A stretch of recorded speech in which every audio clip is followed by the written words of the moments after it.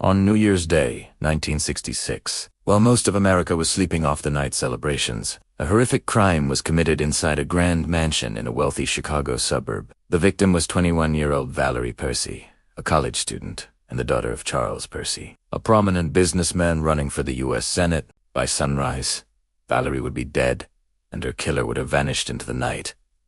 It was just before 4 a.m. Valerie was asleep in her bedroom at the family estate in Kenilworth, Illinois. At some point, an intruder slipped into the house. There were no signs of a break-in, and the alarm system was off. The killer moved with a chilling familiarity, navigating the quiet halls as if they knew the layout. Valerie was attacked in her bed, stabbed over 30 times. It was a brutal, violent assault.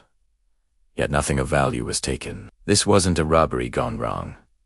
It was something far more personal, far more deliberate. Valerie's mother found her body later that morning. The news sent shockwaves across the country. The daughter of a Senate candidate, murdered in her own home, in one of the safest neighborhoods in the state. The police launched a massive investigation, interviewing over 1,000 people and chasing down more than 2,000 tips. Even federal authorities got involved. But from the start, the case was filled with dead ends. Several suspects were considered a disgruntled former employee, a local drifter, a troubled acquaintance. Each was investigated, and each was eventually cleared. One man even confessed, only to take it back later when his story completely fell apart. Years later, another man arrested for 4 different crimes was rumored to have information, but no solid evidence ever surfaced. The lack of forced entry led some to believe Valerie might have known her attacker, or that the intruder got in while the family was still awake during the New Year's festivities. Was the attack politically motivated?